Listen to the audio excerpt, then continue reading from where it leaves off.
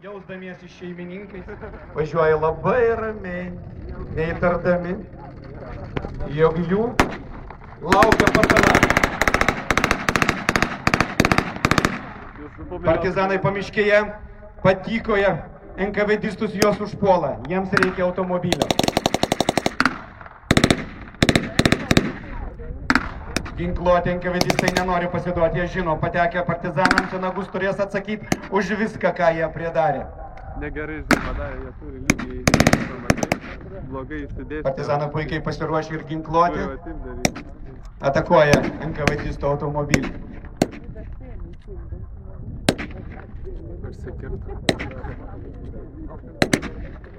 Atrodo, kad keletą taiklių šūvių pataikė į automobilių variklį ir automobilis lyg tai užsidegė. Nieko bendro neturi visiškai. Jie turėtų bandyti jo breikti. Netobulas rusiškas automatas PPŠ, kurio visuomet spiruoklė užstrigo. Ir kapitonas NKVDistas su auksiniais antpečiais nieko negali padaryti. Matyti jam, ką jo kailiui teks kentėti. O ir panų yra tarp.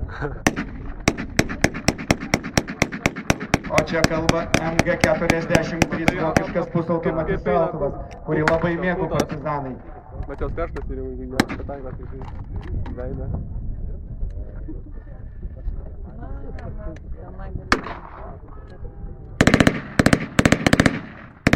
Prabilo partizano automatiniai ginklai, kurie turėtų priversti NKVDistus arba pasiduoti, arba žūti.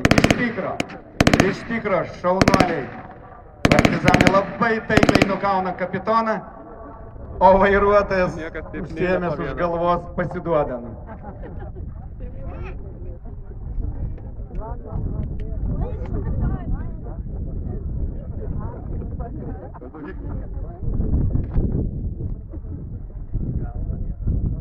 Partizanų žvalgai apžiūri automobilį.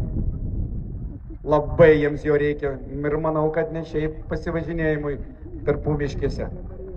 Štai, jie nusimeta savo uniforminės striukeles ir liktai ruošiasi persirengti į NKVDistų drabužius.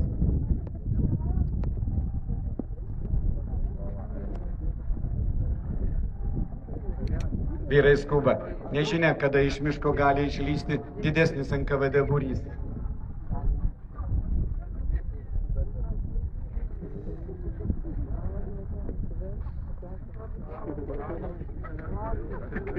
Vairuotojas nenori vairuoti automobilio.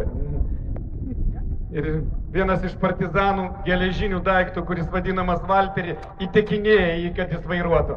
Ačiū Dievui, po poros įtikinėjimų jis supranta, kad kitos išeities neturi. Ir jis vairuos tą stebuklingą rusišką visureigį, kuris buvo vadinamas GAZ-67.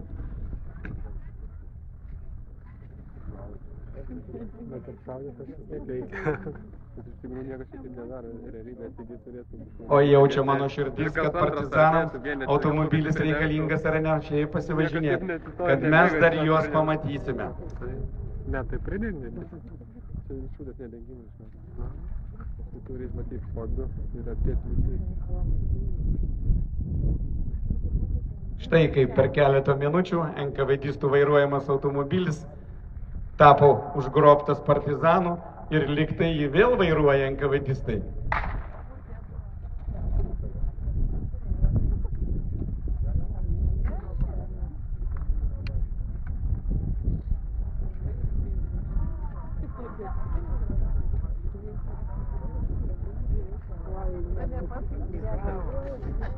Tai būdavo dažnai. Šito stebuklingo automobilį tekdavo gerokai pastumėti, kad užsivestų. Į karo pabaigą tokių automobilių beveik visai nebebuvo. Juos pakeitė amerikietiški džipai, Chevroletai, General Motor Corporation.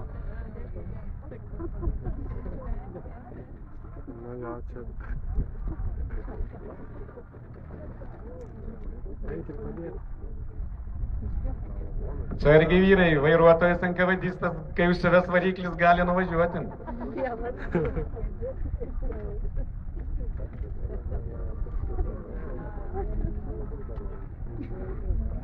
Gal peršautas benzino bakas ir visai nebeliko kūro. Pagalbon skuba vyrai, kurie miške stebėjo savo draugus ir juos saugojo.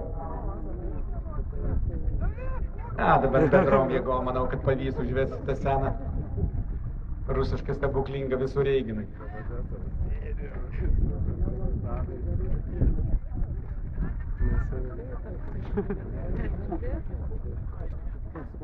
Jo, ko gero iš tikrųjų buvo peršaltas bakas ir išvarbėjo visas kūras.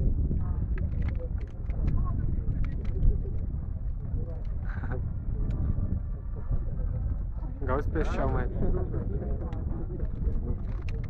Dieną paliko ryšininkė sušalus. Na nieko, svarbu, kad automobilis mūsų partizanų rankose ir jie turi nagingų meistrų. Pasistums toliau į miško gilumą ir greit jį suremontuos. Partizanės su sijonėlio. Čia rimta ryšininkė. O tuo tarpu kažkur nelabai toliese nuo tos vietos, kurie vyko automobilio užgrobimas, miško takeliu,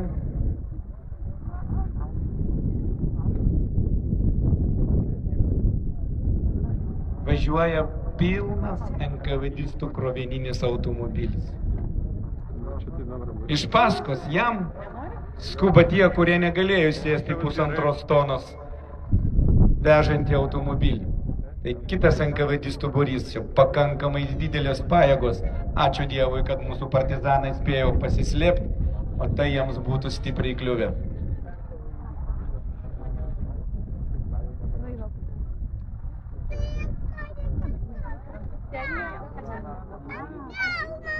Negalima dėti. Ant kelio negaliu. Krovininis automobilis jų veža ne tik NKVDistus, bet ir belaisvis. Jie nabagai nuogi, surišti ir niekas nežino, koks laukia jų likimas. 3 neginkluoti vyrai pasirodo baisesni už būrį ginkluotų kareivių. Kurgi jos veža? Tuo metu taip dažnai pasitaikydavo. Kai priešas tingėdavo užkasti nužudytus, jos išveždavo į mišką ir ten palikdavo arba pamesdavo kaimo viduryje.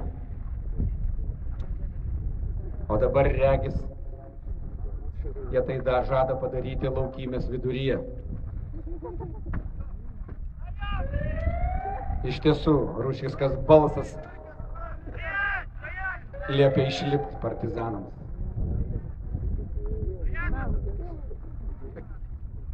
Tai ko gero jų paskutinės akimirkos.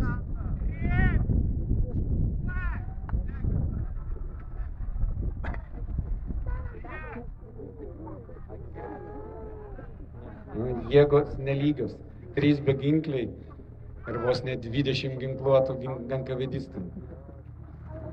Žinoma, lengva susidoroti.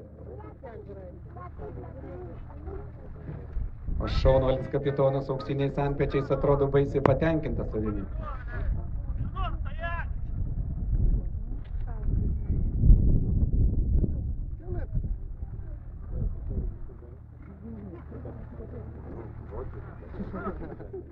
Iš tiesų priešas ruošiasi įvykdyti nuosprendį partizanus.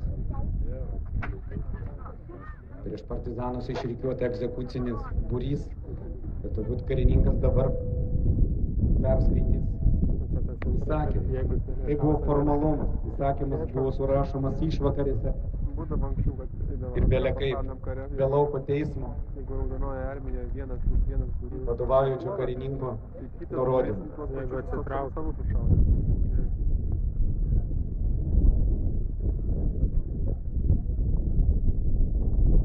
Taigi, KVD kapitonas ir padarys dabar tai. Atliks tą pseudo teismą, perskaitydamas tuščius žodžius, kaltindamas partizanus savo tėvynės meilę, patriotizmu ir už tai, kad jie ginklu kovoja už savo ateitį ir namus.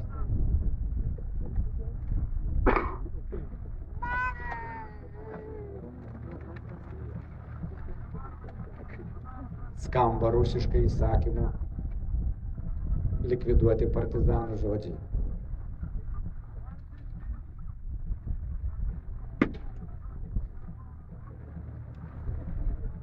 Gal šitiems didvyriams liko tik keletą minučių šitoje žemėje, bet jie nesigaili, drąsiai stovi pakėlę akis ir jaučiasi viską darė teisingai. Bet oras labai nedėkingas. Kiek tokių partizanų kapų iki šiandien yra nežinoma. Kai enkavedistai išveždavo, sunaikindavo, pamesdavo miške, na, geriausiai užkasdavo be ženklų ir žymės.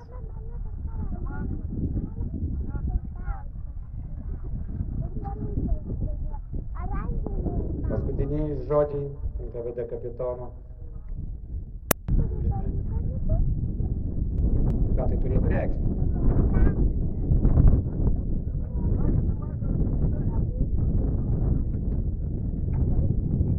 Dokumente yra parašyta, įsakyta karininkų NKVD, kad paleistų partizanus.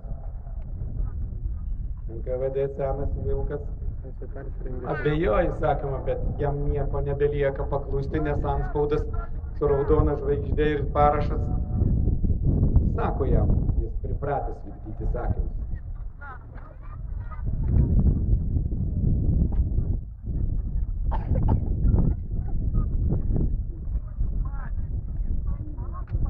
Jis priverstas yra paleisti partizanus ir 2 ginkluoti kariškiai, raudonosios armijos kariškiai, nusiveda partizanus į pašalį.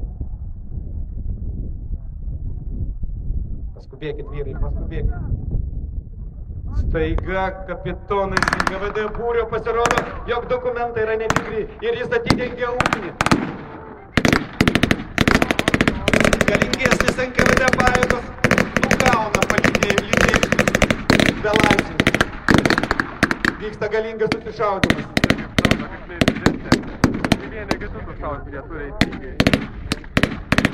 Į pagalbą belaisviams ir išlaisvinusiems susišaudymo laukusius partizanus atbėga jų draugai, jų partizanai, jų bičiuliai. Įvyksta galingos kautynės. Susirėmimas labai galingas mėtomos granatos.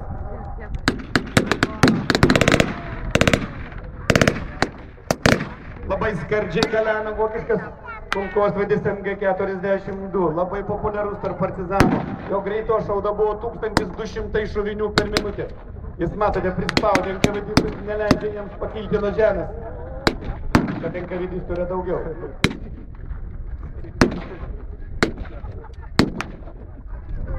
Enkavedistai ginkluoti yra Maksimo kulkosvaidžiu, kuris yra mašinos kėbulė, bet jis užstrigo ir negali paremti patakuojantį raudonosios armijos karių. Partizanų kautynėse įsijungia antrasis kulkosvaidis. Uolusis Nelinkepūris NKVD vadas gauna skeveldrą į dubenį. Ir matote, didvyriškumas jau prapuolė. Jis šliaužia tolyn nuo savo vyrų, nes jau vyrų gyvų belieka tik nedaug. Ir automobilis, ir tas mėgina sprukti, nes mato, kad vien tik tai galia, skaičiumi nenugalėsi. Kad tam, kad nugalėti, reikia turėti daug ryžto, daug drąsos. NKVDistai pajutę, jog jų susirėmimas ir jų žygis pralaimėtas traukiasi.